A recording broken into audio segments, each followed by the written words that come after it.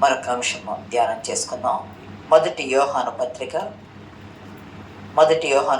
1వ అధ్యాయము 7వ వచనం చూసుకొని 7లో చివరిలో ఒక మాట, అప్పుడు ఆయన కుమారుడైన యేసు రక్తము ప్రతి పాపము నుండి మనలను పవిత్రులుగా చేయును.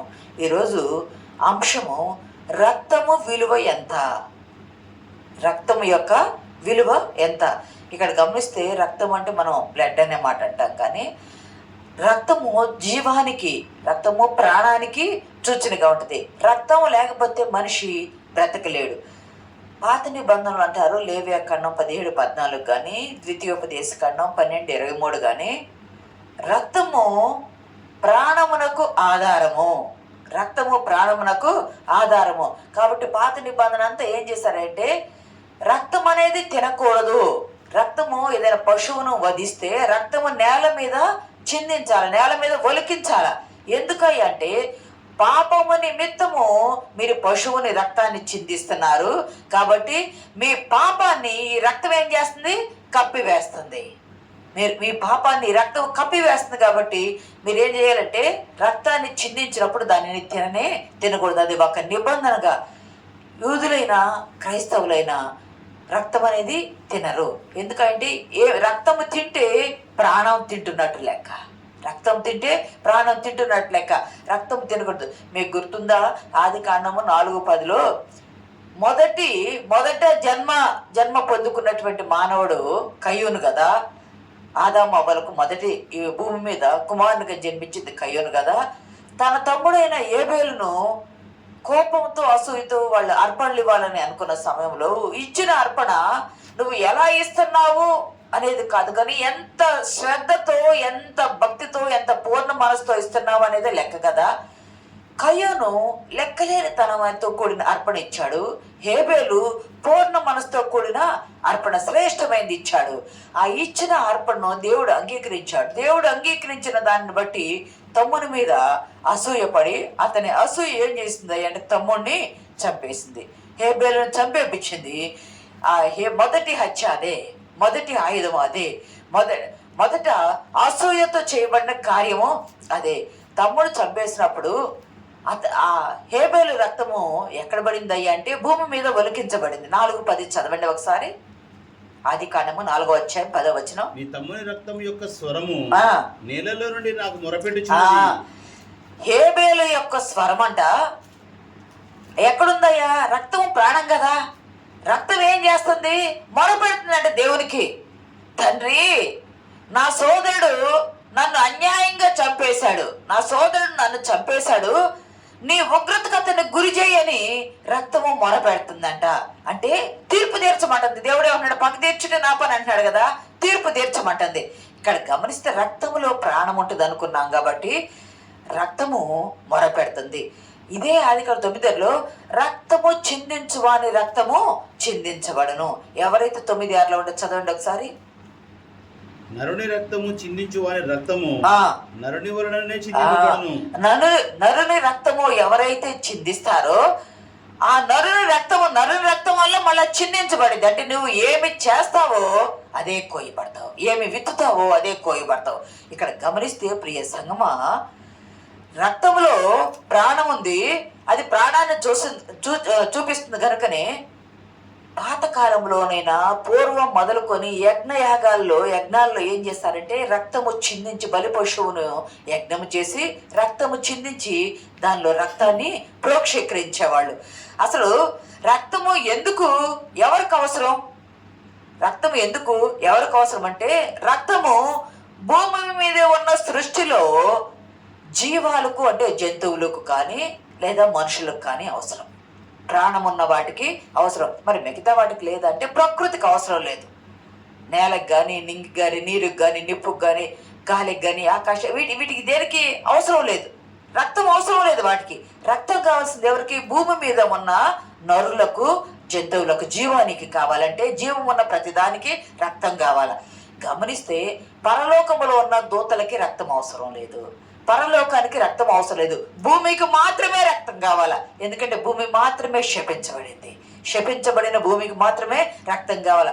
అందుకనే పాత నిబంధనలో ఆదాము అవ్వలు పాపం చేసినప్పుడు రక్తము చిందించి రక్త ప్రోక్షణ చేసి ఆ ఆ చర్మాన్ని ఏం చేశారు అంటే చర్మపు చొక్కాయలను ఇచ్చారు. చర్మపు చొక్కాయలు ఇచ్చారు అంటే రక్తము చిందింపకుండా పాప క్షమాపణ లేదు అని హెబ్రీ పత్రిక 9:22 ఉంటుంది. చూడండి ఒక మాట, హెబ్రీ పత్రిక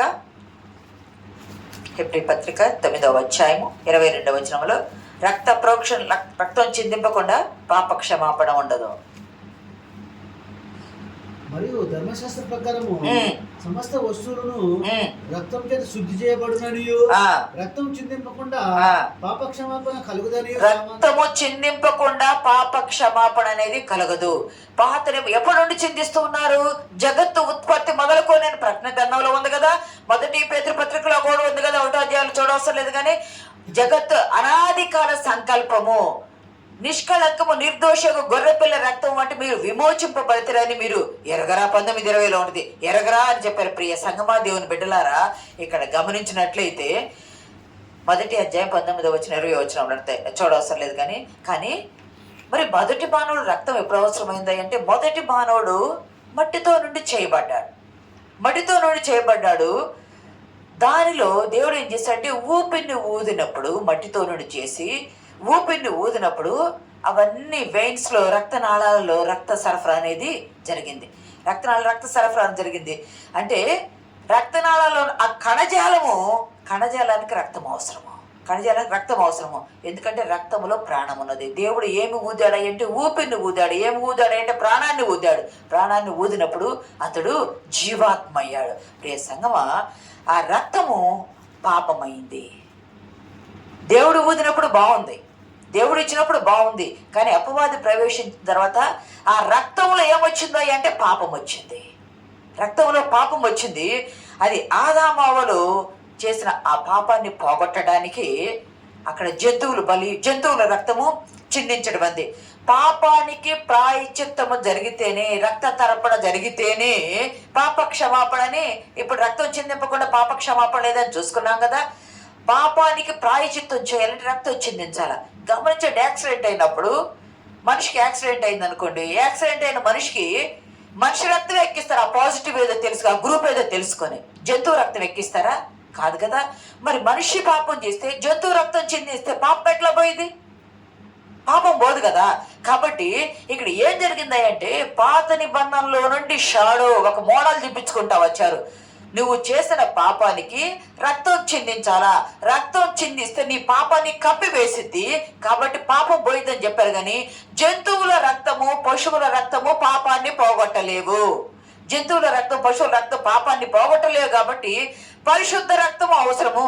పాత నిబంధన అంతే రక్తం చిందిస్తా వచ్చారు, రక్త ప్రోక్షణ చేశారు. యేసుక్రీస్తు వచ్చే వరకు కూడా పరలోక దూతలు కానీ ఎవరైనా వచ్చి రక్తం చిందించారా? లేదు కదా. అందుకనే ఇప్పుడు చూడవలసిన లేదు హెబ్రీ పత్రికలో, అయ్యా నీవు బలిని కోరువాడవు కావు, నీవు నాకు ఏమి కావాలి అడిగినప్పుడు నీవు నాకు ఒక శరీరమును నువ్వు అమర్చమని నేను కోరుకున్నానయ్యా. శరీరమును అమరిస్తే నేను శరీరధారి అయి వెళ్ళి నీకు రక్తము చిందిస్తానయ్యా. ఇక్కడ మనం గమనించినట్లయితే హెబ్రీలో ఒక మాట మాట్లాడారు, కిప్పర్ అనే మాట మాట్లాడారు. కిప్పర్ అంటే ప్రాయశ్చిత్తం చేయుట. ప్రాయశ్చిత్తం ఏమి ప్రాయశ్చిత్తం చేయాలా? పాపాన్ని ప్రాయశ్చిత్తం చేయాలా? ఎవరికి ప్రాయశ్చిత్తం చేయాలా అంటే ఈ మాట ఎందుకు వాడతారు అంటే విడిపోయిన 2 వర్గాల మధ్య సంధి చేసే వాళ్ళకి వాడతారు. ఇద్దరు మనుషులు విడిపోతారు కదా. విడిపోయిన ఇద్దరిని సంధి చేయటానికి, ప్రాయశ్చిత్తం చేయటానికి వాడే మాటే కిప్పరు. ఎవరు విడిపోయారు? దేవుని యొద్ద నుండి మానవుడు విడిపోయాడు. దేవుడు తయారు చేసిన మానవుడు విడిపోయాడు. విడిపోయిన మానవుణ్ణి దేవుణ్ణి కలపడానికి నరుడైన యేసుక్రీస్తు మధ్యవర్తిగా వచ్చి కిప్పర్ ప్రాయశ్చిత్తం చేశాడు. ఏమి చేశాడంటే మానవుడు పాపం చేశాడు కదా. అంతకుముందు సృష్టి మీద మానవ జాతి లేదు కదా. మానవుడు చేసిన ఆ పాపాన్ని పోగొట్టడానికి పరలోకము నుండి మానవ అవతారిగా యేసుక్రీస్తు ప్రభువారు దిగివచ్చి కిప్పర్ రక్త తర్పణం చేసి తండ్రితో సమాధానపరిచి మానవుడిని తండ్రి వద్దకు తీసుకొని వెళ్తున్నాడు. ప్రియ సంగమా, దేవుని బిడ్డలారా, మరి యేసుక్రీస్తు ప్రభు వారి రక్త మాంసములు ధరించి ఒకసారి యేసుక్రీస్తు ప్రభు వారు శిష్యులు వస్తే, అమ్మో భూతం అంటే, నేను భూతాన్ని కాదు, చూడండి నా కాళ్ళు చేతులు గాయాలు చూడండి, భూతానికి రక్త మాంసములు ఉండవు కదా అన్నారు ప్రభు వారు. గుర్తుందా మీకు? గమనిస్తే భూతాలకు రక్త మాంసాలు ఉండవు, ఆత్మలు అవి. అందుకని దేహాన్ని పాడు చేయడానికి అపవాది ప్రయత్నం చేస్తూ ఉంటది. ఎందుకంటే దానికి లేనిది ఇతరులకి, మానవునికి ఉండకూడదండి. పశువుల రక్తం, హెబ్రీ 10:22లో పశువుల రక్తము చదవండి ఒకసారి, 10:4. ఏలయనగా ఎడ్ల యొక్కయు మేకల యొక్కయు రక్తము పాపములను తీసివేయుట అసాధ్యము. పాపములను తీసివేయట అసాధ్యం కాబట్టి పశువుల రక్తము, ఎట్లా మరి పాత నిబంధన అంతా రక్తం ఇస్తా ఉన్నారు కదా, అంత బలి అర్పణ చేస్తున్నారు కదా, అంత రక్తాన్ని నేల మీద కప్పివేసిన, పాపాన్ని కప్పివేసిన ఆ పాపము పోవట్ల. పాపం ఎక్కడుంటుంది? రక్తంలో ఉంటుంది. పాపం ఎక్కడ ఉంటుంది అంటే రక్తంలో ఉంటుంది. అసలు అది పోవాలంటే యేసుక్రీస్తు వారు వస్తేనే అది పోతుంది. గమనిస్తే రక్తము ఎక్కడుంటుంది అంటే దేహములోని అన్ని కణజాలాల్లో నీరుంటది కదా. దేహంలో అన్ని కణజాలలో నీరు జీవప్రదమైనదిగా ఉంటది. మానవ దేహంలో 3/2 వంతు నీరుంటది. కానీ నీటి కంటే 6 రెట్లు రక్తం ఎక్కువ ఉంటుంది. నీటి కంటే 6 రెట్లు రక్తం ఎక్కువ ఉంటుంది. ఇది ఎక్కడ తయారు చేద్దంటే మానవ దేహంలో ఇది తయారు, బోన్లో అది తయారు. గమనించారా? ఎర్ర రక్త కణాలు ఉంటాయి బోన్లో, తెల్ల రక్త కణాలు ఉంటాయి. ఎర్ర రక్త కణాలు రక్తాన్ని శుద్ధి చేస్తూ ఉంటాయి. తెల్ల రక్త కణాలు ఎక్కువైతే క్యాన్సర్ రావడానికి ఆస్కారం ఉంటుంది. తెల్ల రక్త కణాలు ఎక్కువైతే ఆ కౌంట్ పెరిగితే క్యాన్సర్ రావడానికి ఆస్కారం ఉంటుంది. మానవ దేహంలో 5 లీటర్ల వరకు రక్తం ఉంటుంది. 5 లీటర్ల వరకు రక్తం ఉంటుంది. 23 నిమిషాలకి ఒక్కసారి దేహం అంతా తిరుగుతూ ఉంటుంది రక్తనాళంలో. ఎంత దేవుని కృప చూడండి.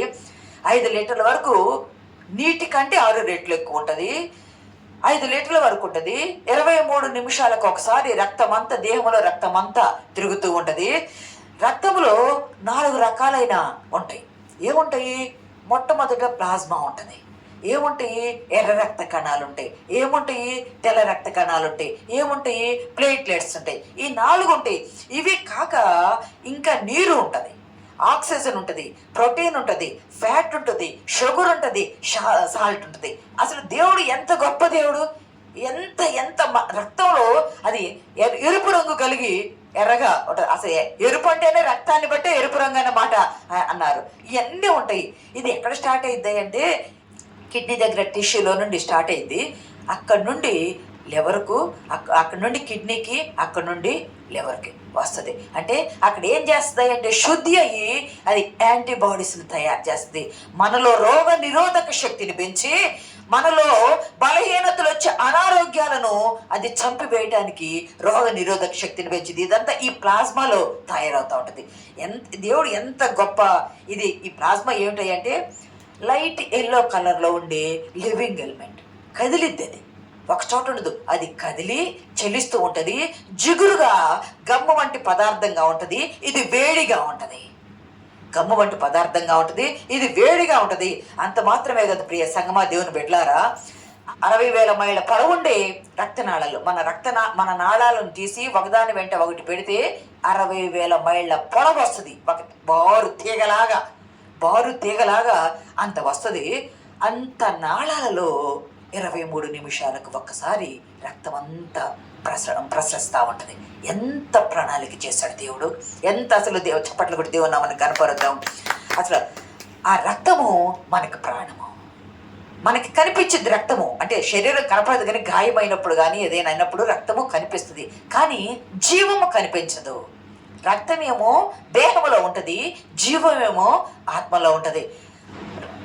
సాతానికి రక్త మాంసాలు ఉండవు కాబట్టి మానవ దేహాన్ని పాడు చేయాలని చూస్తే, పాపం చేసిన మానవుడైతే రక్తము జంతువులు చిందిస్తే ఆ పాపం పోదు కాబట్టి మానవ రక్తమే పాపాన్ని పోగొట్టాలి. కాబట్టి యేసుక్రీస్తు ప్రభు వారు ఈ లోకానికి వచ్చారు. ఏ రక్తం బాగొట్టింది పాపాన్ని? పాప రక్తం బాగొట్టిద్దా? చెడు రక్తం బాగొట్టిద్దా? కాదు, పరిశుద్ధ రక్తము. ఎందుకు పరిశుద్ధ రక్తం అన్నారయ్యా అని అంటే, ఆదాములో మానవుల్లో క్రోమోజోములు ఉంటాయి. 23 జతల క్రోమోజోములు ఉంటాయి. మానవంలో 23, అంటే ఆదాములో పురుషుల్లో 23, స్త్రీలో 23, మొత్తం 46 జతల క్రోమోజోములు. వాళ్ళ ద్వారా సంతానం కలిగితే ఆడపిల్ల పుడితే 46 ప్లస్ ఎక్స్ క్రోమోజోమ్ ఎక్స్ట్రా ఉంటుంది.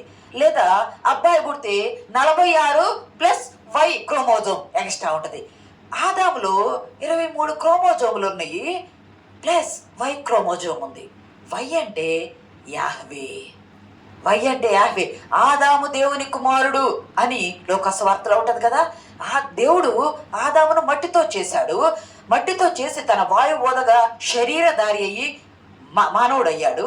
అతనిలో 23 క్రోమోజోములు పై వై క్రోమోజోమ్. అందుకే డిఎన్ఏ కనుక్కుంటే మొదటి మానవుల్లో దేవుని డిఎన్ఏ ఉంటుంది అని మొదట ఒకసారి ఒక మెసేజ్ చెప్పాను కూడా. మానవుని డిఎన్ఏ ఉంటుంది అన్నారు కదా.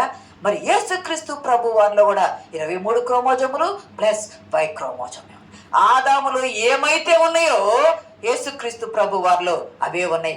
ఆదామేమో మా దేవుడు భూమి మీద చేయబడ్డ మానవుడు. ఆయన యేసుక్రీస్తు ప్రభు వారు పరలోకం నుండి పరిశుద్ధాత్మ శక్తితో భూమి మీదకి దిగి వచ్చిన శరీరధారి. ఆ పాపాన్ని పోగొట్టడానికి, అది పరిశుద్ధాత్మే అప్పుడు కూడా ఆదామది, ఆ పాపాన్ని పోగొట్టడానికి ఇక్కడ యేసుక్రీస్తు ప్రభు వారు కూడా పరిశుద్ధ రక్తము అవసరమైంది. ప్రియ సంగమా, ఇక్కడ గమనిస్తే మేల్ అంటే ఇప్పుడు వాస్తవంగా మనం ఊపిరి పీల్చేటప్పుడు మనం తెలుగు వారం కాబట్టి పీల్చినప్పుడు ఏని కిందకి వదిలినప్పుడు సోని ఏసు అన్నమాట మనకు, అది మనం తెలుగు వాళ్ళం కాబట్టి ఏసు అనేది తెలిసింది. మరి లోకమంతటా అంటే పీల్చినప్పుడు బ్రీతింగ్ వచ్చినప్పుడు, పిల్లలు పుట్టినప్పుడు బ్రీతింగ్ అంటారు యాహ్ యాహ్ మాట, వదిలినప్పుడు వాహ్ యాహ్వే. యాహ్వే అన్నమాట అంటే యెహోవా దేవుడు. ఊపిరినిచ్చింది ఎవరు? ఆయనే.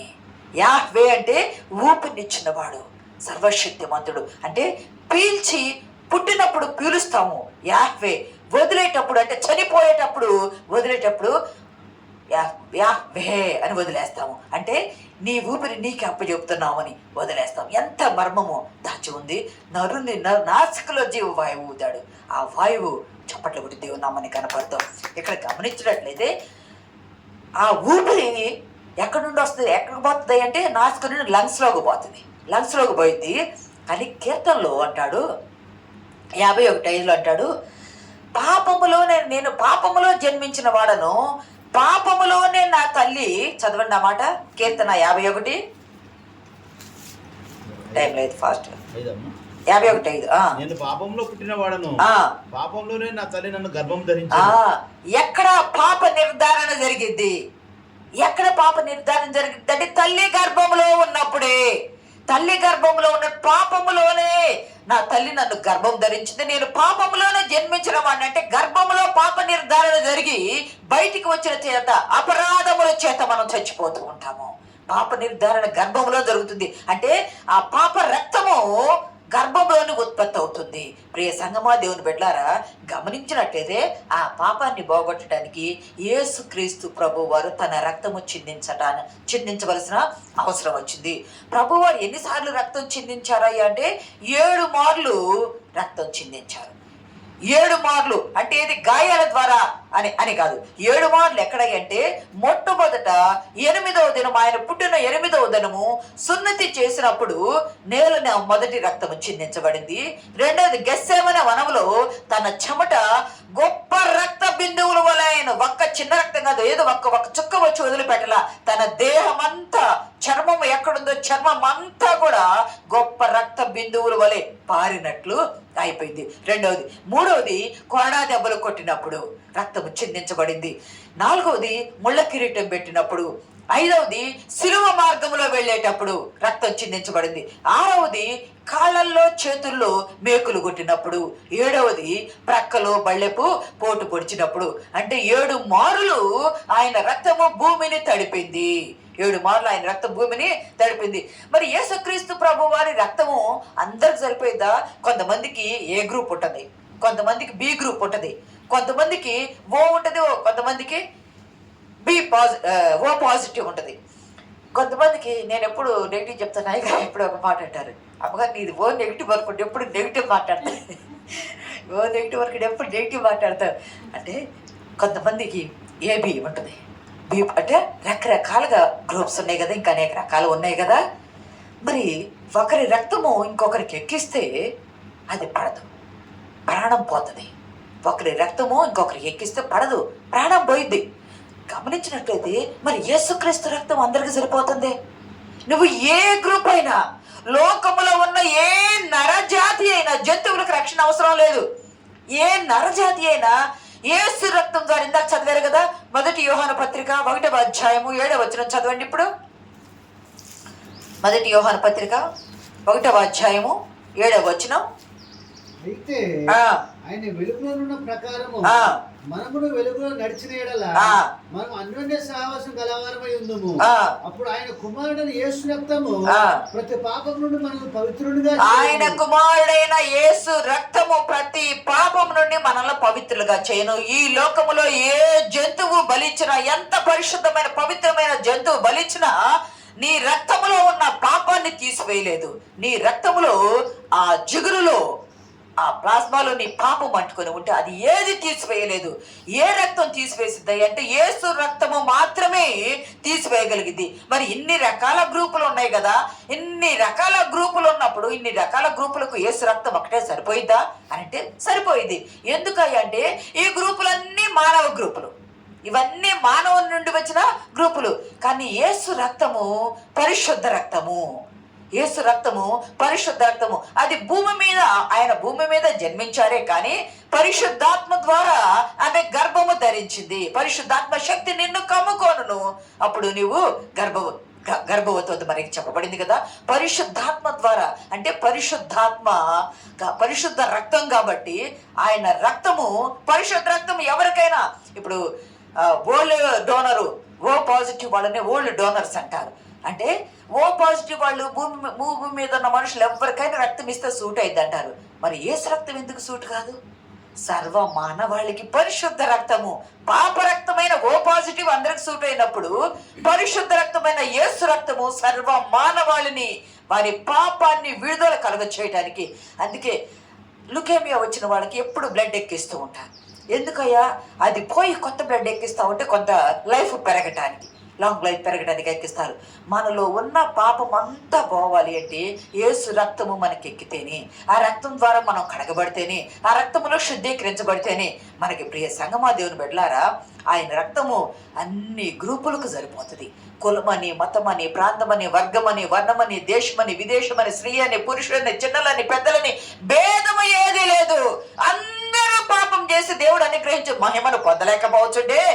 పరలోకములో ఉన్న పరిశుద్ధుడైన కుమారుడు భూమి మీదకి దిగివచ్చి తన పరిశుద్ధ రక్తాన్ని పాపుల కొరకు ఆయన చిందించాడు. కనుకనే మానవులమైన మనకు ఆయన అందరికీ ఆయన రక్తము సరిపోయింది. ఇందాక మనం చదువుకున్నట్టు స్వరక్తముతో ఆయన పరిశుద్ధ స్థలములో ప్రవేశించాడు. యేసుక్రీస్తు ప్రభు వారు ప్రధాన యాజకుడు సంవత్సరానికి ఒకసారి తనది కాని రక్తం తీసుకొని లోనికి అతి పరిశుద్ధ స్థలంలోకి వెళ్తారు కదా. యేసుక్రీస్తు ప్రభు వారే తన స్వరక్తముతో పరిశుద్ధ స్థలములోకి ప్రవేశించి సిలువ పైన చివరి రక్తపు బొట్టు వరకు, అంటే మనిషి చనిపోయారంటానికి రుజువు నీళ్లు రక్తము కూడా కారిపోతాయి. అంటే రక్తం అంతా కారిపోయినాక చివరి ఎక్కడో నాళాల్లో మిగిలిపోయిన ఆ రక్తము కూడా నీళ్లతో కడుక్కుంటా బయటికి వచ్చేసి, ఇంకా ఆయనలో రక్తపు బొట్టు అనేది లేదు, మనకు కార్చి మనల్ని కడగాడు. ఇలా మనం గమనించినట్లయితే మనం ఎవరమయ్యా అంటే ఆయన విలువ పెట్టి కొనబడిన సంఘము. ఆయన విలువ పెట్టి అపొస్తలుల కార్యాలు 20:28 ఉంటుంది. ఈ సంఘము ఎవరై అంటే ఒకసారి చదవండి. పాపము లేని పరిశుద్ధ రక్తాన్ని బలిగా అర్పించి మానవ జాతిని అపవాది పాపము నుండి విడుదల ఇచ్చాడు దేవుడు. చదవండి హెబ్రీ. దేవుడు తన స్వరక్తం ఇచ్చి సంఘమును కాయుటకు పరిశుద్ధాత్మ మిమ్మును చాలండి. ఆయన తన స్వరక్తం ఇచ్చి సంపాదించిన సంఘము. ఇప్పుడు భూమి మీద ఉన్న క్రైస్తవ సంఘం అంటే అది ఉచితంగా ఏర్పడలేదు. పరలోకపు దేవుడు భూమి మీద నరావతారిగా వచ్చి తన ప్రాణము తన రక్తము చిందించి, తన ప్రాణం అంటే రక్తమే, రక్తంలో ప్రాణం ఉంటుంది కాబట్టి తన ప్రాణాన్ని పెట్టి తన రక్తము చిందించి ఈ సంఘాన్ని సిద్ధపాటు చేశాడు. అపవాది చేతుల్లో నుండి ఆ సంఘాన్ని, ఆ జనాన్ని విడుదల కలుగజేశాడు. అమూల్యమైన రక్తము, పరిశుద్ధమైన రక్తము, నిర్దోషమైన రక్తము, నిష్కలంకమైన రక్తము, గొర్రెపిల్ల రక్తముతో మీరు విమోచింపబడతారని ఎరుగరా అని పేతురు భక్తుడు అంటూ ఉన్నాడు కదా. ప్రియ సంగమా, ఆ రక్తమే మనల్ని పాపము నుండి విడుదల కలుగజేస్తుంది. ఈ విలువైన రక్తం వైపు చూస్తేనే ఈ రక్తములో ఏముందయ్యా అంటే నీ పాపాన్ని బాగొట్టే క్షమాపణ ఉంది. ఈ రక్తములో ఏముంది అంటే నీకు స్వస్థతనిచ్చే ఆరోగ్యం ఉంది. ఈ రక్తములో ఏముంది అంటే నీ పాపము నుండి నిన్ను విడుదల కలుగజేసే రక్షణ ఉంది. ఈ రక్తములో ఏముంది అంటే నిన్ను పవిత్రపరిచే శుద్ధీకరించే హిస్సోపు ఉంది. ఈ రక్తములో ఏంటంటే నీ పాపాన్ని కొట్టివేసి పరలోకం చేర్చే మార్గం ఉంది. ఈ రక్తములో ఏముంది అంటే విడిపోయిన నిన్ను తండ్రితో సమాధానపరిచే సంధి ఉంది. ఈ రక్తంలో ఏముంది అంటే నువ్వు ఎత్తబడ్డప్పుడు సిద్ధపాటు గుంపులో నువ్వు ఎత్తబడ్డప్పుడు పరలోకం చేసి తన కుమారుడు కుమార్తె అయ్యే యోగ్యత ఈ రక్తంలో ఉంది. ఈ రక్తములో కడుగబడకపోతే, ఈ రక్తములో ఆయన గాయాల ద్వారా స్వస్థత అంటే గాయాల్లో స్వస్థత లేదు, గాయాల నుండి కారిన రక్తము ద్వారా స్వస్థత. నేను పొందిన గాయాల ద్వారా స్వస్థత, రక్షణ అంటున్నాడు కదా పేతురు భక్తుల ద్వారా చెప్తున్నాడు కదా. ప్రియ సంగమా, రక్తము అమూల్యమైనది. మనము కాదు, విలువ పెట్టి కొనబడిన సొత్తు. జంతువుల రక్తము నీ పాపాన్ని నా పాపాన్ని కప్పలేదు. కానీ పరిశుద్ధుడైన యేసు రక్తము ఈ లోకానికి వచ్చి నిన్ను నన్ను కడిగి కని ఆయన మనకు విలువైన సంఘంగా చేసి తన బిడ్డలుగా తన సొత్తుగా చేసుకున్నాడు. ఈ రక్షణను నిర్లక్ష్యం చేస్తే నువ్వు ఎలా తప్పించుకుంటావు? నిర్లక్ష్యం చేసేవారుగా ఉండకూడదు. ఆయన నీలో రక్తము ప్రవహిస్తుందంటే అది పాపము. ఆ పాపాన్ని పరిశుద్ధుడు శుద్ధి చేసి తన బిడ్డగా చేసుకున్నప్పుడు నువ్వు శుద్ధీకరించబడి దేవుని బిడ్డగా జీవించాలే కానీ బ్రతకాలే కానీ లోకస్తులకు బ్రతకడానికి లేదు. ఈ రక్తము అమూల్యమైన రక్తము. యేసుక్రీస్తు రక్తం విలువైన రక్తం. ఆయన వైపు చూచినప్పుడు మాత్రమే మనకి ఆ రక్తం యొక్క విలువ తెలుస్తుంది. ఆయన వైపు చూచి పాత నిబంధన రక్తం అంతా కొట్టివేయబడింది. అది బలుల పశువుల రక్తము, ఆ బలి పశువుల రక్తము. కానీ యేసుక్రీస్తు రక్తము పాత నిబంధన కొట్టివేసి నూతన నిబంధన రక్తము. పాత నిబంధన రక్తము పగ తీర్చుకోమంది, హేబేలు రక్తము మొరపెట్టింది పగ తీర్చుకోమని.